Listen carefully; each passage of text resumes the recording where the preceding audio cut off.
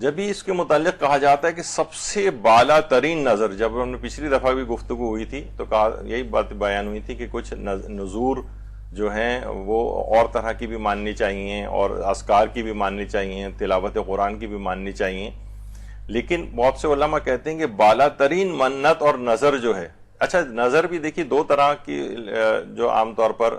شمار ہوتی ہے. ایک تو یہ بھی ہے کہ آپ بس یہ کہ میں یہ عمل کر کے ہدیہ کر دیں اور یہ نیت یہ رکھیں کہ اس کے نتیجے میں مجھے فلاں میری حاجت پوری ہو جائے، اس کو بھی نظر کہتے ہیں. اور ایک ہے کہ نظر شرعی کی جائے، اللہ کا نام لے کر آپ جو ہے وہ نظر کریں یا منت مانیں کہ جب میرا یہ کام ہو گیا تو میں فلاں ایک عمل انجام بجا لاؤں گی. کبھی کبھی شروع میں ہی پیش کر دیا جاتا ہے عمل اور اس کے نتیجے میں پھر دعا کی جاتی ہے کہ ہماری حاجت پوری ہو جائے، اور کبھی نظر شرعی کر کے اور بعد میں اس کو پورا کیا جاتا ہے. دونوں طرح صحیح. تو آیت اللہ سید محمد رضا بہاؤالدینی، ان سے پوچھا گیا کہ سب سے بہترین نظر آپ کے خیال میں کون سی؟ تو انہوں نے کہا کہ دیکھیں بہت سی چیزیں انہوں نے بتائیں. کہا کہ یہ بھی بہت مجرب ہے کہ انسان ایک گوشت فند ذبح کرے اور اس کا گوشت فقراء میں تقسیم کرے.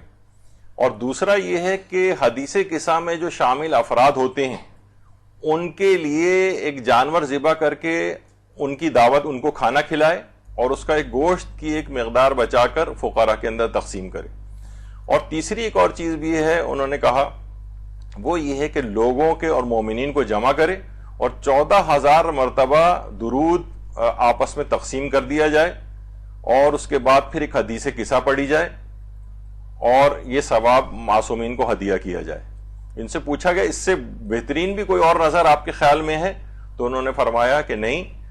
بالا تر از این نظری سراغ نداریم، اس سے زیادہ بہترین اور بالا ترین کوئی نظر میرے علم میں نہیں،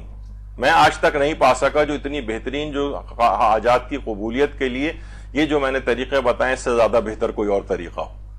تو اس کے اندر کیا ہے، 14,000 دفعہ حاضرین جمع ہوں اور 14,000 دفعہ درود کا اہتمام کیا جائے، آپس میں تقسیم کر لیں کتنی دفعہ کس کو پڑھنا ہے،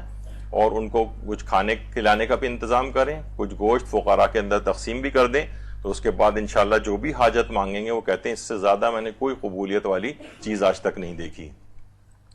اور یہ بھی آیت اللہ مجتہدی تہرانی فرماتے تھے کہ جب بھی کوئی میرا کام کہیں پھنس جاتا ہے، وہ فرماتے تھے